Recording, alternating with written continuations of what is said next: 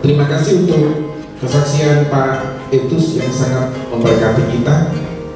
Tema firman Tuhan yang saya sampaikan adalah iman yang excellent, iman yang menyelamatkan. Firman Tuhan dalam Markus 10 ayat 46 sampai 52. Lalu tibalah Yesus dan murid-muridnya di Yeriko, dan ketika Yesus keluar dari Yeriko bersama-sama dengan murid-muridnya dan orang banyak yang berbondong-bondong, ada seorang pengemis yang buta bernama Bartimeus, anak Timeus, duduk di pinggir jalan. Ketika didengarnya bahwa itu adalah Yesus orang Nazaret, mulailah ia berseru, "Yesus anak Daud, kasihanilah aku." Banyak orang mengikutnya supaya ia diam, namun semakin keras ia berseru, "Anak Daud, kasihanilah aku." Lalu Yesus berhenti dan berkata, "Panggillah dia." Mereka memanggil orang buta itu dan berkata kepadanya, "Kuatkan hatimu, berdirilah, ia memanggil engkau." Lalu ia menanggalkan jubahnya, ia segera berdiri dan pergi mendapatkan Yesus. Tanya Yesus kepadanya, "Apa yang kau kehendaki supaya aku perbuat bagimu?" Jawab orang buta itu, "Rabuni, supaya aku dapat melihat." Lalu kata Yesus kepadanya, "Pergilah, imanmu telah menyelamatkan engkau." Pada saat itu juga melihatlah ia, lalu ia mengikuti Yesus dalam perjalanan. Saudara yang dikasihi oleh Tuhan, ini adalah kisah nyata, kisah heroik. Saking heroiknya, maka dicatat di dalam Alkitab. Siapa itu Bartimeus? Bartimeus itu berasal dari kota Yeriko. Kota Yeriko itu adalah kota yang disebut sebagai kota pohon korma, kota palma. Yeriko atau Yarek sama dengan bulan, dewa bangsa Sem, yaitu Yarek, kota para dewa. Dari situlah Bartimeus berasal. Jadi dengan kata lain, dulu kota Yeriko itu adalah kota yang terkutuk. Yang kedua, Bartimeus itu terdiri dari dua suku kata. Yang pertama, Bar dan Timeus. Bar itu artinya anak, Timeus itu nama. Jadi Bartimeus adalah anak Timeus. Artinya sebenarnya namanya sondeada, tidak ada. Siapa itu Bartimeus? Siapa itu anak Timeus? Kira-kira demikian. Jadi namanya dilekatkan kepada ayahnya. Tadi kan dikatakan dalam ayat 1, Bartimeus anak Timeus. Jadi tidak ada nama di dalam dirinya, padahal nama itu sangat penting. Yang ketiga, Timeus itu dalam beberapa literatur, salah satu bahasa Arab, Timeus itu artinya kotor, buruk, jahat, degil. Jadi segala kumpulan sifat yang tidak baik dilekatkan kepada kata Timeus. Jadi Timeus ini terkenal oleh karena sifatnya yang kurang baik, dan Bartimeus ini adalah anaknya. Fakta yang keempat, Bartimeus ini adalah orang yang buta secara jasmani, tidak bisa melihat.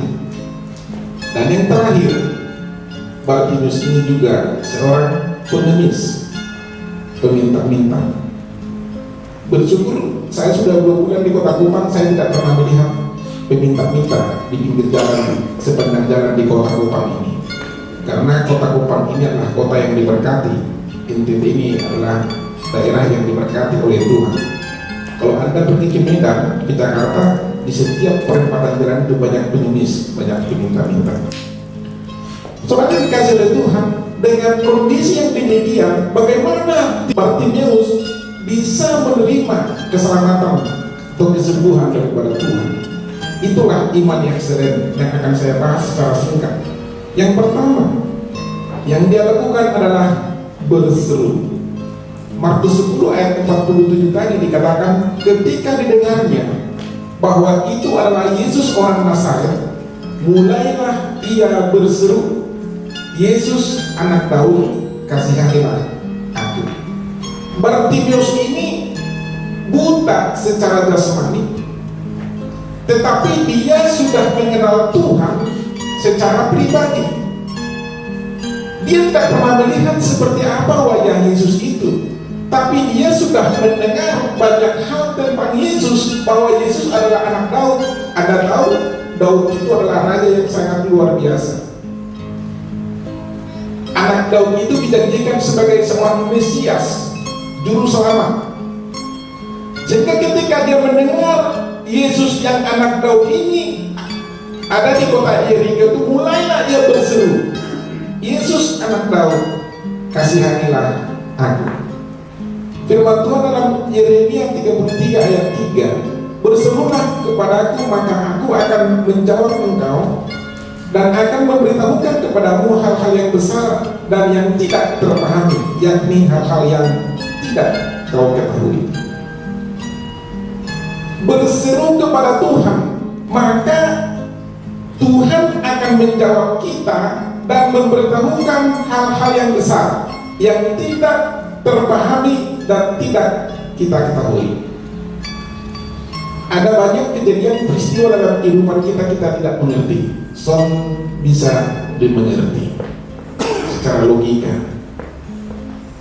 Lalu bagaimana kita bisa memahami dan mengerti itu? Berserulah kepada Tuhan. Amin. Seperti yang dilakukan oleh Bartimeus, walau secara fisik tidak melihat, tetapi secara rohani dia bisa melihat dan berseru kepada Tuhan. Kemudian tindakan yang kedua yang dilakukan oleh Bartimeus, melawan pendapat negatif atas dirinya.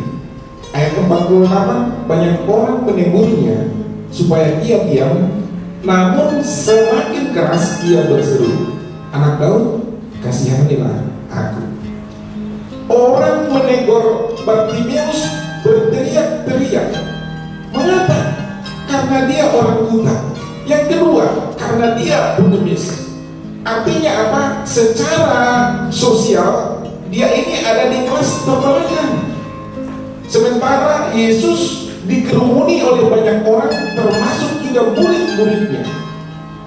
Mungkin orang-orang yang mengerumuni Yesus adalah orang-orang yang terpandang secara sosial.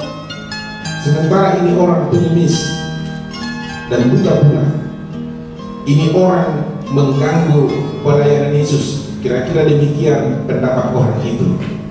Maka orang itu menegurnya, diam kamu Bartimeus, kamu mengganggu.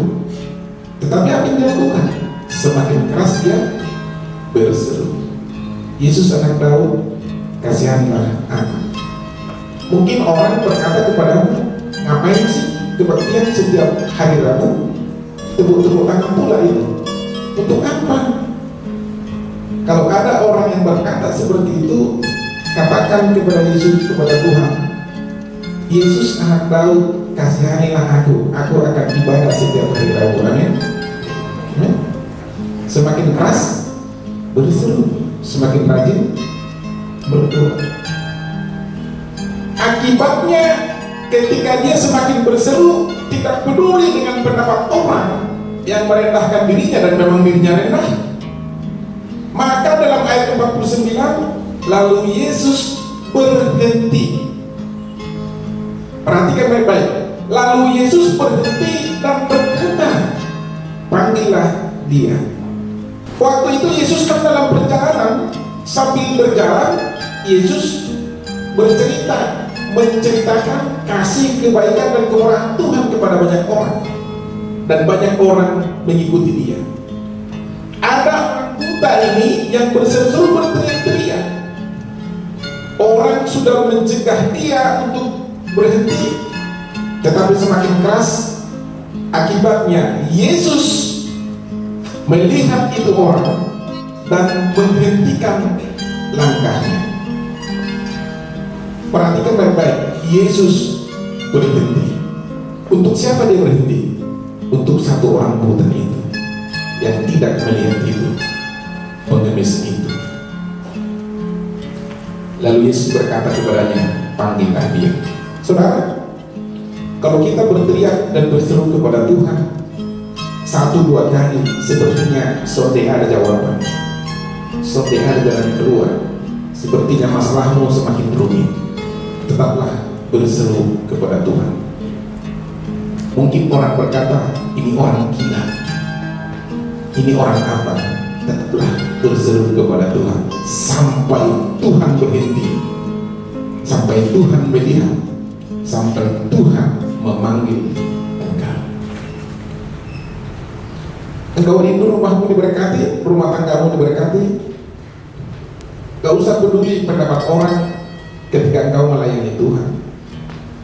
Kamu harus yakin Yesus berhenti di depan pintu rumahmu untuk memberkati engkau. Amin.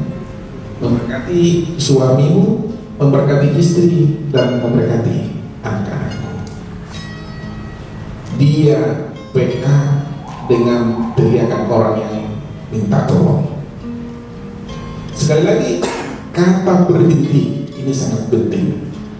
Kalau seorang pejabat lewat dari suatu daerah, kemudian ada orang masyarakat miskin yang berteriak-teriak, lalu pejabat itu turun dan berhenti dan kemudian panggil dia kemari, berarti itu orang dimuliakan oleh pejabat itu.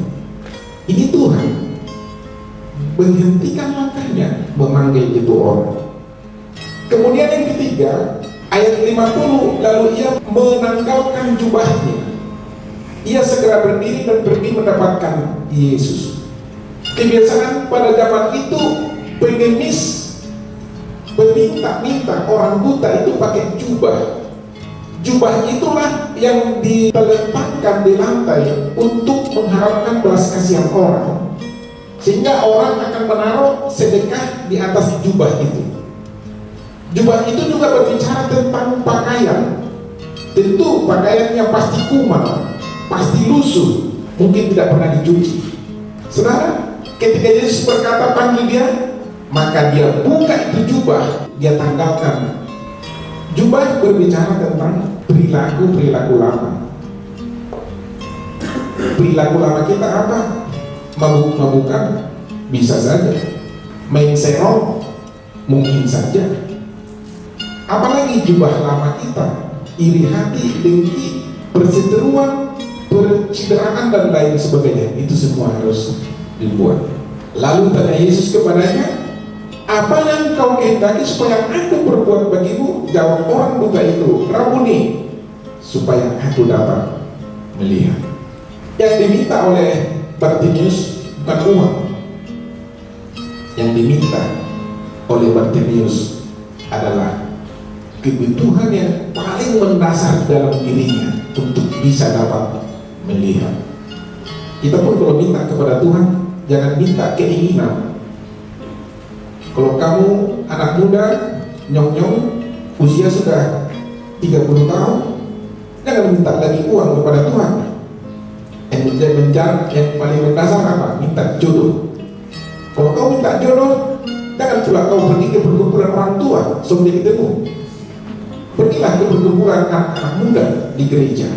Masuklah di lingkungan pemuda gereja. Paduan suara contohnya. Jangan masuk paduan suara lansia, lanjut usia. Ketemu di sana memang ketemu, tetapi itu orang sudah tidak punya kemampuan lagi untuk menikah denganmu. Kalau Pak Daud pergi ke perkumpulan orang tua itu wajar. Tapi kalau Wahyu pergi ke perkumpulan orang tua itu luar biasa. Jadi demikian, tinggalkan kebiasaan-kebiasaan lama kita. Amin. Kalau kau sering mabuk-mabukan, Wahyu pernah cerita, Pak, saya sudah bertobat. Dari mana? Dari mabuk-mabukan. Loh, kenapa kau bertobat? Saya sudah hampir mati, Pak, 3 kali kecelakaan juga. Ketemu dengan perawat yang sama, Pak. Wah, 3 kali kecelakaan karena mabuk. Mabuknya katanya di rumah Pak Frans. Wah. Anehnya Pak Frans tidak mabuk, dia sendiri yang mabuk. Memang biasa, tahu yang paling buat minum gitu kan. Yang punya rumah biasanya minumnya sedikit, tamunya yang banyak minum gitu kan. Nah itu, kata dia, Pak saya tidak mau lagi mabuk, untuk sekedar sopi apa-apa layakan Pak, ya sopi apa-apa. Kemudian yang terakhir Bapak Ibu, apa yang dilakukan oleh Bartimeus? Dia mengucap syukur dan mengikuti Yesus. Kata Yesus kepadanya, pergilah, imanmu telah menyelamatkan engkau. Pada saat itu juga melihatlah dia, lalu ia mengikuti Yesus dalam perjalanannya. Ketika 3 hal itu tadi dilakukan oleh Bartimeus, dan kemudian Yesus menyembuhkan dia, perkataan Yesus hanya satu, pergilah, imanmu telah menyelamatkan engkau. Pada saat itu melihatlah ia. Luar biasa, mujizat Tuhan ini luar biasa. Hanya dengan satu kalimat orang buta itu melihat. Lalu apa tindakan dari Bartimeus? Apakah dia langsung lompat-lompat pergi, dia pulang ke rumahnya, di mana orang tuanya, di mana saudara-saudaranya, di mana lingkungannya, bikin ucapan syukur di sana? Tidak. Dia mengikuti Yesus dalam perjalanannya. Ini ceritanya kan Yesus dalam proses perjalanan. Tidak perlu dia balik ke rumah, saya ikut Yesus. Ketika orang buta ini mengikuti Yesus dalam perjalanannya, dia tidak berkhotbah, tetapi orang melihat, oh ini kan Bartimeus, orang buta, peminta-minta. Loh, sekarang dia sudah jalan dengan gagahnya, bisa dia melihat, luar biasa. Ada apa ini, kok bisa seperti ini? Maka orang lainlah akan bercerita, benar, ini Bartimeus orang buta, Yesus telah menyembuhkannya. Luar biasa. Itu adalah khotbah yang hidup. Amin. Saya tidak memaksa saudara untuk berkhotbah di tempat ini, tidak, karena memang Tuhan memberikan kita talenta yang berbeda. Tapi dalam kehidupanmu, nama Tuhan bisa dipermuliakan. Amin. Lewat kesaksianmu, lewat perhatianmu kepada orang-orang susah, kamu bisa menjadi berkat bagi banyak orang. Tidak ada jaminan orang yang khotbah di sini kehidupannya lebih baik daripada yang tidak khotbah. Saya teringat dengan Mother Teresa di Calcutta, India. Dia tidak berkhotbah, dia hanya mengumpulkan orang-orang miskin, orang-orang papa yang tidak punya apa-apa, yang tidak punya masa depan, dikumpulkan, dikasih makan, dikasih pakaian, diajari, dimanusiakan. Sampai sekarang semua orang tahu nih siapa Mother Teresa. Dia tidak punya keturunannya ya kita secara rohani. Kita yang menyaksikan bagaimana perbuatannya bagi banyak orang, sehingga banyak orang mengenal Yesus, kehidupan mereka diselamatkan, baik secara jasmani maupun secara rohani. Saya mau katakan, iman yang excellent bekerja seperti Timeus. Kita tidak buta secara jasmani. Kita berasal dari kota yang baik, dari keluarga yang baik. Ekonomi kita cukup mampu. Kita mendapatkan gaji dari negara yang cukup memadai untuk kehidupan kita. Nama kita ada, nama yang baik. Keluarga kita ada, dari keluarga yang baik-baik. Dari aspek adat istiadat mungkin kita terpandang, kita dihargai oleh orang. Tapi Bartimeus yang tidak ada apa-apanya, tidak punya nilai, ketika dia mengambilkan iman yang teguh, maka hidupnya diselamatkan. Bukan hanya hidupnya diselamatkan, bukan hanya mujizat terjadi keberanian, hidupnya menjadi berkat bagi banyak orang.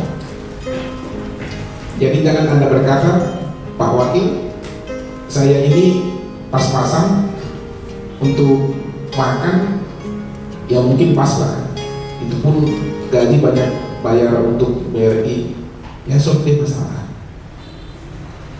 Seberapapun, sebagaimanapun keadaan kita, sekali lagi pastikan hidupnya menjadi berkat bagi banyak orang. Dengan iman yang teguh, dengan iman yang excellent, hidupmu akan diberkati. Kita harus belajar merendahkan hati. Kita harus belajar mengalah. Sampai seorang pun tidak dapat orang mengalahkan kita, karena kita adalah orang yang rendah hati. Orang yang hebat, orang yang sukses adalah orang yang bisa merendahkan hatinya menjadi berkat bagi sesama, melayani sesama. Demikian firman Tuhan. Kita bersatu dalam doa. Terima kasih Bapa yang baik untuk kebenaran firman-Mu. Kami belajar dari hamba-Mu Bartimius yang tidak ada apa-apanya, orang yang tidak diperhitungkan, tapi ternyata dia bisa mengenal Tuhan lebih daripada orang lain. Dia berseru kepada Tuhan. Dia mengabaikan pendapat negatif tentang dirinya karena dia butuh Tuhan, dan juga dia bertindak dengan meninggalkan masa lalunya, dan kemudian dia mau menyebut Tuhan sebagai tanda ucapan syukur dalam kehidupannya. Tuhan, mungkin kami hari-hari ini mengalami banyak pergumulan yang berat, banyak mengalami persoalan yang berat dalam rumah tangga kami, dalam pekerjaan kami, mungkin dalam perencanaan kami yang masih banyak tertunda. Tuhan Yesus yang baik, kalau Engkau bekerja memberikan mujizat kepada Bartimius, hal yang sama lagi pasti Tuhan berikan kepada kami. Tuhan sanggup memberkati kami, mengangkat kami, meninggikan derajat kami, Tuhan. Terima kasih.